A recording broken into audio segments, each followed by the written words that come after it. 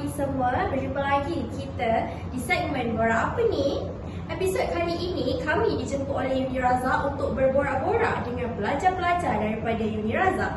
Terima kasih Uni Razak kerana menjemput kami. Sebelum saya memanggil tetamu jemputan, saya menunggu panggilan dari penonton bertuang yang akan mencadangkan tajuk untuk podcast pada hari ini.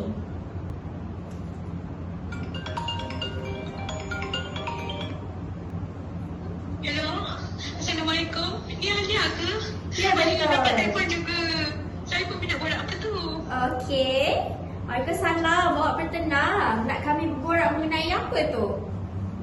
Tak, borak tentang etika dan peradaban dalam masyarakat kepelbagaian. Saya pun tergelar hari tu. Tak berapa faham tajuk ni. Jangan bagi tahu orang ya. Amboi, berani betul punting kelas ni. Baiklah, terima kasih atas cadangan. Sama-sama. Alia, saya peminat awak tau. Saya terima kasih. Bye. Bye. Menarik tajuk podcast kita pada hari ini. Teringat zaman belajar dulu. Setahu saya bahawa etika dan peradaban dan pembentukannya memenuhi beberapa faktor yang dipengaruhi. Contohnya seperti kewujudan penempatan masyarakat. Contoh pembentukan yang berlaku adalah seperti kota dan juga bandar. Selain itu, wujudnya juga sistem organisasi dan institusi sosial, contohnya dalam bidang politik, pentadbiran, ekonomi dan pendidikan yang teratur. Kemudian ada juga kemunculan satu bahasa atau beberapa bahasa yang serumpun dengan satu sistem tulisan yang sendiri juga salah satu faktor dalam pembentukan peradaban dan etika. Walau bagaimanapun, terdapat beberapa faktor lain seperti sistem kepercayaan dan agama, peningkatan kualiti kehidupan dan peningkatan jangka hayat, sistem perundangan yang teratur, pentadbiran, penciptaan teknologi dan pembinaan, dan akhir sekali, kelahiran dan perkembangan daya kreatif. Oleh itu, untuk tahu dengan lebih lanjut, tunggu. Tetamu jemputan kita yang pertama pada hari ini adalah Pris. Pris, dipersilakan. Hello Adira. Hello. Apa khabarnya? Khabar baik. Awak sihat ke? Sihat ya. Okay. Jadi, setahu saya, topik kita pada hari ini adalah topik ketiga bagi subjek penghayatan etika dan peradaban. Betul ke? Ya, baik. Betul. Okey, jadi kalau begitu saya nak tanya sikitlah. Dengan cerita dalam topik ini ada menerangkan mengenai faktor pembentukan etika. Jadi yang pertama berkaitan dengan persekitaran geofizikal. Boleh ke Pris berkongsi dengan saya dan penonton? Jadi, maaf. Apa tu geofizikal? Geofizikal tu adalah salah satu aspek utama geografi yang membincangkan tentang keadaan fizikal bumi dan yang merangkumi laut dan lautan, iklim, batuan, ekosistem, tumbuhan dan alam liar. Untuk pengetahuan semua, pada zaman prasejarah, etnik Melayu kebanyakan menetap di kawasan pedalaman dan ada juga kelompok besar yang menetap di kawasan berhampiran laut atau di pinggir sungai. Hal ini menyebabkan sesuatu etnik yang mempunyai pertalian sejarah dan juga tradisi dan budaya dengan persekitaran kawasan geografi tertentu. Geofizikal tanah Melayu pula adalah sebuah semenanjung yang dikelilingi Laut Cina, Selatan dan Selat Melaka. Sebagai laluan laluan tempat juga pertemuan pergaulan dua peradaban besar dunia, iaitu China dan India, yang melalui kegiatan perdagangan di pelabuhan Interport. Jadi tambahan pula juga tanah Melayu yang subur, iklim yang lembap dan kedudukan geografi yang terlindung dari bencana alam memudahkan masyarakat Melayu untuk melangsungkan kehidupan. Apa yang dapat saya simpulkan adalah kegiatan perdagangan ini mempertemukan pedagang-pedagang Melayu dengan pedagang-pedagang dari China dan negara India juga. Oleh itu, tidak hairanlah ketika etika dan adab yang ditunjukkan oleh pedagang-pedagang China dan India digunakan pakai oleh pedagang-pedagang Melayu sehingga mempengaruhi serba sedikit etika dan adab masyarakat Malaysia pada masa ini. Baiklah, menakjubkan informasi yang telah Pris kongsikan bersama saya dan juga penonton. Terima kasih ya Pris atas perkongsian awak. Ya, terima kasih untuk jemput saya untuk nak beritahu tentang persekitaran hidup. Baik, sama-sama. Tetamu jemputan kita yang kedua ialah Nina. Nina, persilakan. Terima kasih jemput. Sama-sama. Wah, nampak seperti budak baik ni. Saya membaik pun. Okey, jadi boleh beritahu tentang masyarakat dan geografi? Pastilah boleh. Senang je. Sebelum saya beritahu dengan lebih jelas, saya terangkan dulu apa tu masyarakat. Mungkin ramai yang tak tahu masyarakat tu adalah kelompok ataupun komuniti masyarakat yang hidup bersama-sama di suatu tempat dengan aturan dan peraturan dan saling berinteraksi, berkomunikasi dan juga bersosial. Manakala demografi pula adalah ciri-ciri perkembangan penduduk. Saya berkongsi sedikit bahawa Malaysia merupakan negara yang memiliki masyarakat plural. Mungkin Alia tak berapa tahu tentang masyarakat plural. Betul. Jadi masyarakat plural itu adalah masyarakat yang pelbagai bangsa, agama, adat, budaya, pemakaian dan makanan. Dan untuk pengetahuan semua, masyarakat plural ni terbentuk disebabkan oleh penjajah yang datang di tanah Melayu. Jadi apabila mereka membawa orang luar masuk dalam tanah Melayu, maka terwujudlah bangsa yang berbagai. Saya nak berkongsi sedikitlah tentang budaya majmuk. Okey, budaya majmuk ni dia terbahagi kepada dua. Yang pertama adalah peradaban majmuk, iaitu secara semula jadi, dia tanpa paksaan. Contohnya bila lagu Negaraku dipasang, semua orang akan berdiri. Benda tu dah jadi macam satu praktik dalam kehidupan kita. Dan yang kedua adalah masyarakat majmuk. Masyarakat majmuk ni sama masuk dengan masyarakat yang saya terangkan tadi. Satu kelompok, dia hidup bersama-sama tapi pelbagai bangsa, agama, kaum dan sebagainya. Dan seterusnya yang paling penting dan saya ingin kongsikan kepada semua adalah tentang macam mana proses hubungan etnik ini terjadi. Macam mana satu etnik dengan etnik yang lain boleh ada hubungan antara satu sama lain. Jadi hanya ingat SA. Apa tu SA? SA terdiri daripada segregasi, akomodasi, asimilasi dengan amalgamasi. Jadi untuk peringkat segregasi, setiap etnik itu dipisahkan. Maksudnya etnik India adalah etnik India, etnik Cina adalah etnik Cina, etnik Melayu adalah etnik Melayu. Jadi masing-masing adalah kelompok masing-masing. Tapi kalau untuk akomodasi, mula menerima yang etnik India ni menganut agama Buddha, cara mereka pemakaian, cara mereka makan pun berbeza dan mula juga menerima antara satu sama lain. Jadi apa yang boleh dikatakan, akomodasi inilah yang mula menyatu padukan antara masyarakat. Dan seterusnya asimilasi. Asimilasi ni dia terbahagi pada dua, iaitu budaya dan juga struktur. Okey, untuk asimilasi budaya di mana kelompok minoriti. Okey, minoriti ni adalah kelompok kecil. Dia cuba untuk mempelajari dan juga mengetahui tentang budaya dan juga adat kelompok majoriti.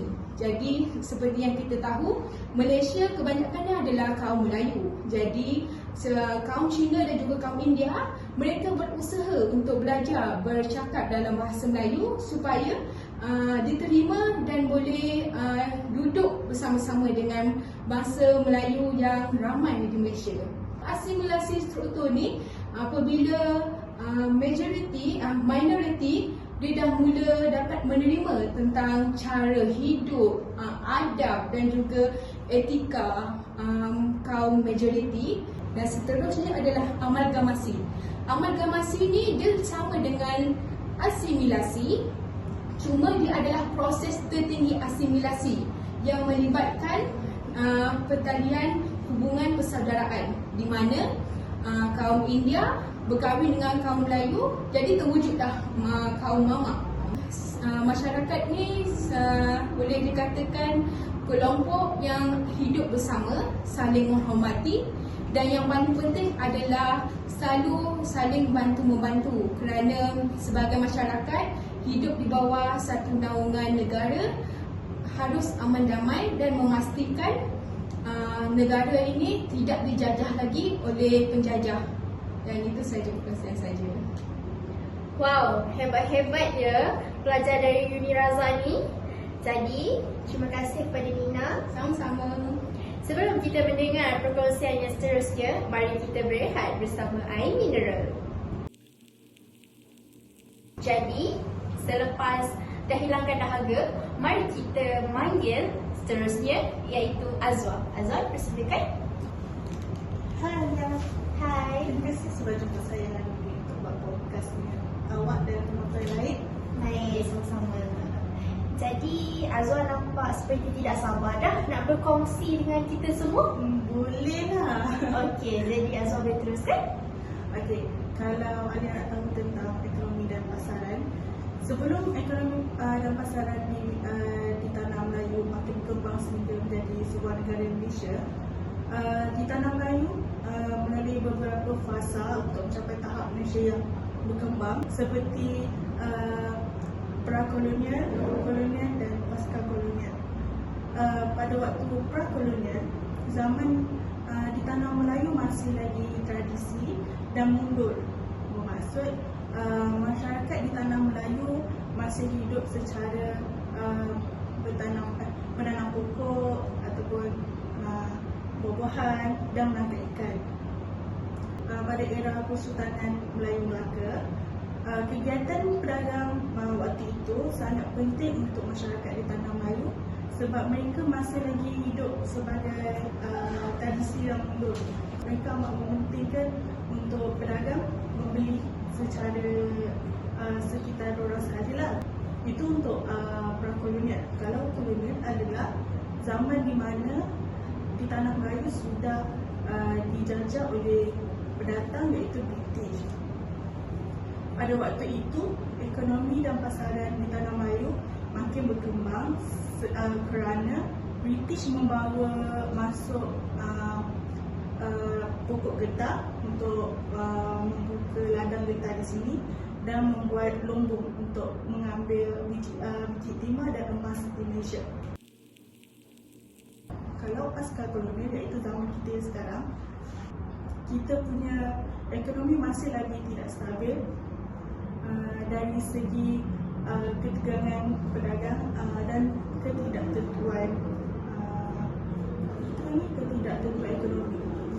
Jadi kerajaan membuat keputusan untuk memulihkan ekonomi dengan mewujudkan DEB, iaitu dari segi dasar ekonomi baru. Okay, dasar ekonomi baru terwujud oleh Tun Abdul Razak pada tahun 1970 sehingga 1990. Wujudnya DEB ini kerana untuk mengelakkan persengketaan antara kaum yang berada di Malaysia ketika itu. disebabkan isu Mei 13 Mei 1969, kalau korang masih ingat, itu adalah isu perkauman di mana tahap kemiskinan antara orang Malaysia, orang Melayu, orang India dan orang Cina berada dalam keadaan yang sangat tak setara.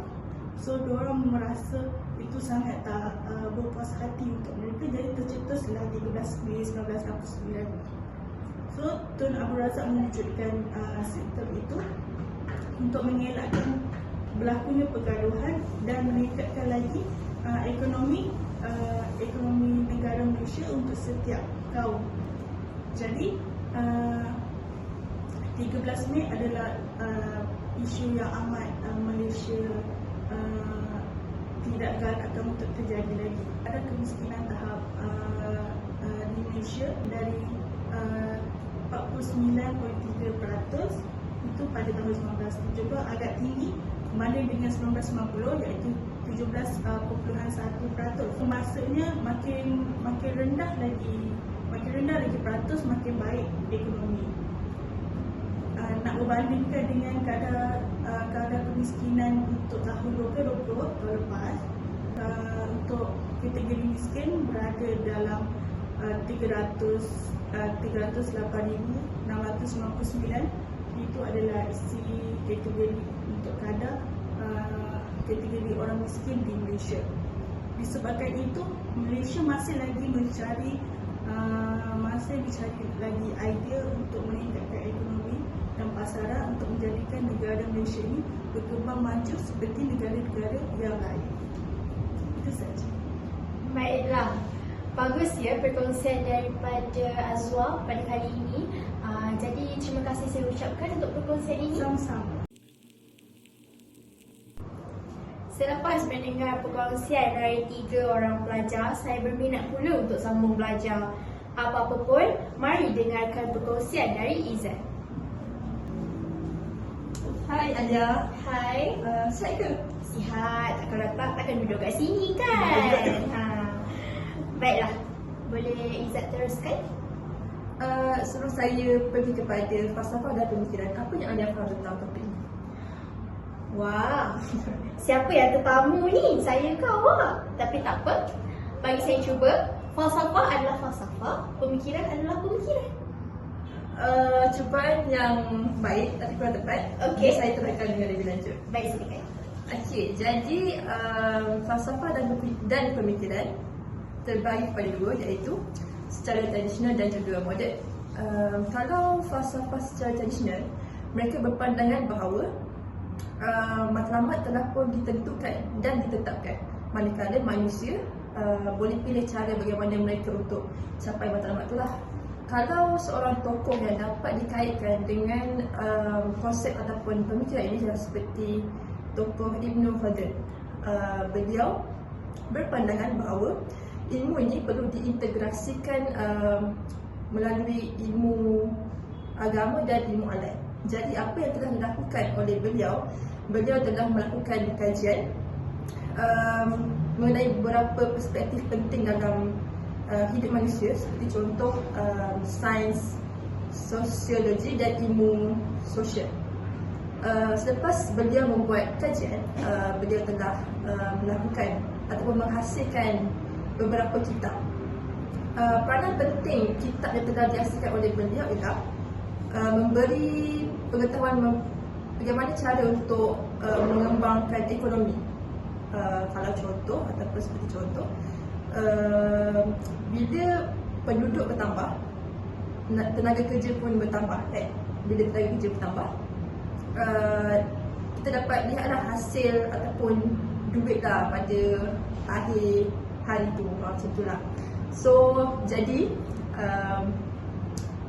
kitab tu amat penting lah untuk masyarakat pada zaman tersebut untuk memahami dengan lebih lanjut mengenai pengembangan ekonomi.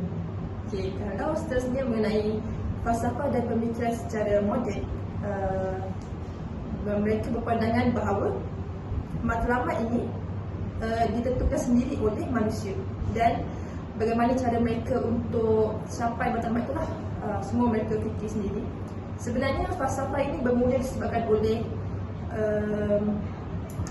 masyarakat intelektual barat yang mengubah cara mereka berfikir dan mengubah sikap mereka. Jadi tokoh ataupun tokoh lah yang boleh dikaitkan dengan falsafah ini ataupun konsep ini adalah seperti tokoh Immanuel Kant. Beliau mengambil penting mengenai moral dan etika. Jadi apa yang telah dilakukan oleh beliau menghasilkan ataupun memperkenalkan the law of the categorical imperative di dalam pemikiran masyarakat. Konsep the law tersebut ialah menegaskan bahawa masyarakat masyarakat perlu bersikap moral sesama mereka supaya keharmonian dan kesejahteraan di dalam hidup dapat diperoleh. Jadi itulah sedikit mengenai falsafah dan pemikiran secara tradisional dan moden. Merah sangat hebat ya. Informasi yang telah diberikan kepada kita semua. Terima kasih banyak-banyak. Sama-sama. Seterusnya kita akan bersama dengan Navita. Hai Alia. Hai. Apa khabar? Khabar baik. Comel Alia. Awak pun comel juga. Minat Alia tau. Terima kasih. Okey. Baiklah, untuk meneruskan sesi kita pada hari ini, saya ada satu soalan untuk Navita. Baiklah, seingat saya, proses interaksi kepelbagaian peradaban dan etnik bermula di Selat Melaka, betul ke? Betul. Jadi boleh ke Navita kongsikan dengan kami semua? Boleh, saya boleh kongsikan yang mana saya tahu. Okey, Kesultanan Melayu Melaka adalah lambang pertemuan pelbagai etnik. Okey. Bandar Melaka sangat terkenal dengan sejarah kegemilangannya pada zaman Kesultanan Melayu Melaka. Melaka digelar sebagai Venice of the East, menjadi tempat pertemuan pedagang seluruh dunia dari negara Arab, Parsi, China, India dan sebagainya. Aspek yang menyumbang zaman keagungan Melaka adalah pemerintahan, perdagangan dan kependudukan. So, seterusnya, pembentuk masyarakat majmuk pada era koloniasi Inggris.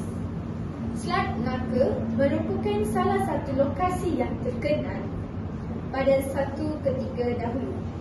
Hal ini kerana tempatnya yang strategik dari segi pengangkutan dan perhubungan laut.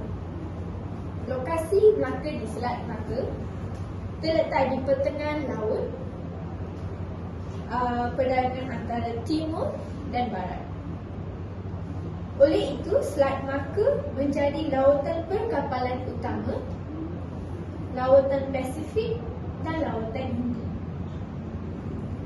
yang dipanggil oleh Ocean of India. So, lokasi tersebut memainkan peranan penting untuk pertubuhan pesat pembangunan ekonomi negara-negara di Asia yang turut dikenali sebagai ASEAN. Tambahan pula, Selat Melaka adalah pemisah semenanjung Malaysia dengan Pulau Sumatera di Indonesia. Dalam kata lain, Selat Melaka merupakan gelangan kepelbagaian etikat dan peradaban dalam masyarakat pada suatu ketika dahulu. Kewujudan Selat Melaka sebagai pelabuhan entrepot telah memperkenalkan etika peradaban masyarakat dari pelbagai negara kepada masyarakat tanah Melayu. Hal ini membuatkan etika dan peradaban mereka melekat dalam masyarakat kita sehingga hari ini. Contohnya, kita dapat lihat dari agama iaitu pengaruh agama Kristian dan agama Buddha. Itu sahaja perkongsian saya. Baiklah, sangat bagus ya perkongsian daripada Navita. Terima kasih saya ucapkan. Terima kasih sebab menunjuk saya untuk berkongsi tentang etika dan peradaban. Sama-sama. Nurul, silakan masuk.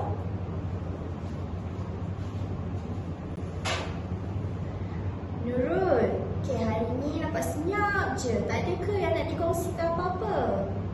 Ada yang nak dikongsikan. Tapi saya terpaksa terbuka ya, saya dah tak terkenal. Oh, boleh. Tak ada masalah. Kalau macam tu boleh saya kongsikan? Boleh. Saya nak kongsikan tentang warisan dan pendigitalan sejagat. Dua benda ni adalah mempunyai maksud yang sama, iaitu tujuan yang sama untuk membentuk masyarakat yang beretika dan beradab. Jadi untuk warisan adalah sesuatu amalan ataupun praktik yang diwarisi daripada generasi ke satu generasi yang lain. Sebagai contoh, orang tua-tua ataupun nenek moyang kita mengajar untuk kita tunduk bila berjalan di depan orang tua. Lepas tu, jangan makan berbunyi. Dan ada juga bila orang tengah berbual, kita jangan masuk campur lah bila orang tengah berbual kan. Lepas tu untuk macam pendigitalan sejagat pula, dia adalah apabila mengkongsikan sesuatu maklumat melalui teknologi maklumat dan juga media digital. Jadi media ni sebenarnya terbahagi kepada dua. Ada media digital dan juga media cetak. Media digital ni adalah seperti televisyen, radio dan juga media cetak adalah seperti surat khabar dan majalah. Jadi media ni sangat penting kerana dia menghubungkan kita dengan masyarakat luar. Jadi kita boleh berkenalan dengan semua orang daripada seluruh dunia. Kita boleh berkomunikasi dan kita pun boleh berkongsi maklumat, berkongsi ilmu dalam bahasa yang mudah. Dia lebih kepada semuanya di hujung jari. Jadi apa yang kita muat naik di dalam sosial media tu akan dilihat oleh generasi yang akan datang. Jadi di sini pun saya mengingatkan diri saya sendiri dan juga penonton dan juga ayah untuk memuat naik sesuatu yang baik dan juga positif kerana itu akan memberi impak kepada diri kita, bangsa, negara dan juga kepada semua masyarakat. Dan seterusnya saya ingin kongsikan antara konten rakyat Malaysia yang saya gemar dan boleh dikatakan menurut saya memberi impak positif kepada Malaysia, iaitu Mek Yun. Anda kenal Mek Yun? Kenal? Okey, Mek Yun tu dia adalah seorang gadis yang berbangsa Cina tapi bercakap bahasa Melayu dan juga dialek Kelantan. Jadi sebagai seorang berbangsa Melayu, saya boleh katakan ramai juga bangsa Melayu yang memilih untuk bercakap bahasa Inggeris. Jadi melihat Mek Yun bercakap dalam bahasa Melayu merupakan satu kebanggaan dan benda tu bukan sahaja membuka mata masyarakat bahawa sesiapa sahaja boleh bercakap bahasa Melayu, sesiapa sahaja boleh untuk mempraktikkan etika etnik-etnik yang lain. Tapi dalam masa yang sama juga Mek Yun ni memberi contoh bahawa Malaysia ini kaya dengan adab dan juga etika. Itu sahaja perkongsian saya. Baik, bagus ya perkongsian Nurul pada hari ini. Terima kasih ya Nurul untuk perkongsian pada hari ini. Sama-sama. Terima kasih kepada semua tetamu jemputan atas perkongsian sangat menarik pada hari ini. Apa yang saya dapat simpulkan, peradaban secara umumnya adalah sejumlah pencapaian dan pembangunan dalam segala perlakuan, pemikiran, pembentukan peribadi dan komuniti yang baik untuk membentuk sebuah masyarakat atau negara bangsa. Saya minta maaf jika ada buat salah dan silap. Saya terpaksa berhenti di sini. Berjumpa lagi di dalam segmen Borak Apa Tu?